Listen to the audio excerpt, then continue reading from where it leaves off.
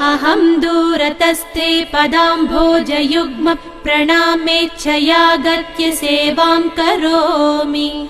सकृत्सेवया नित्यसेवाफलं त्वं प्रयच्छ प्रयच्छ प्रभो वेङ्कटेश। अज्ञानिना मया दोषान् शेषान् विहितान् हरे। क्षमस्वत्वं क्षमस्वत्वं शेषशैलशिखामणे। अज्ञानिना मया दोषान् शेषान् विहितान् हरे। क्षमस्वत्वं क्षमस्वत्वं शेषशैलशिखामणे।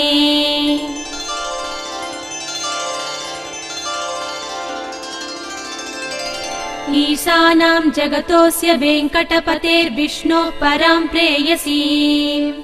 तद्वक्षस्थलनित्यवासरसिकां तत्क्षान्तिसंवर्धिनीम्।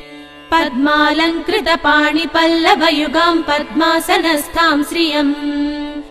वात्सल्यादिगुणोज्ज्वलां भगवतीं वन्दे जगन्मातरम्। ईशानां जगतोऽस्य वेङ्कटपतेर्विष्णोः परां प्रेयसीम्। तद्वक्षस्थलनित्यवासरसिकां तत्क्षान्तिसंवर्धिनीम्। पद्मालङ्कृतपाणिपल्लवयुगां पद्मासनस्थां श्रियम्। वात्सल्यादिगुणोज्ज्वलां भगवतीं वन्दे जगन्मातरम्। श्रीमन्कृपाजलनिधे कृत सर्वलोक सर्वज्ञ शक्तनत वत्सल सर्वशेषिन्। स्वामिन् सुशील सुलभाश्रित पारिजात श्रीवेङ्कटेश चरणौ शरणं प्रपद्ये। श्रीमन्कृपाजलनिधे कृत सर्वलोक सर्वज्ञ शक्तनत वत्सल सर्वशेषिन्। स्वामिन् सुशील सुलभाश्रित पारिजात श्रीवेङ्कटेश चरणौ शरणं प्रपद्ये। आनूपुरार्चित सुजात सुगन्ध पुष्प सौरभ्य सौरभकरौ समसन्निवेशौ।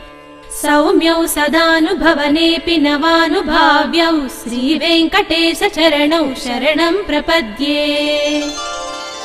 सद्यो विकासि समुदित्वर सान्द्र राग सौरभ्य निर्भर सरोरुह साम्यवार्ताम्।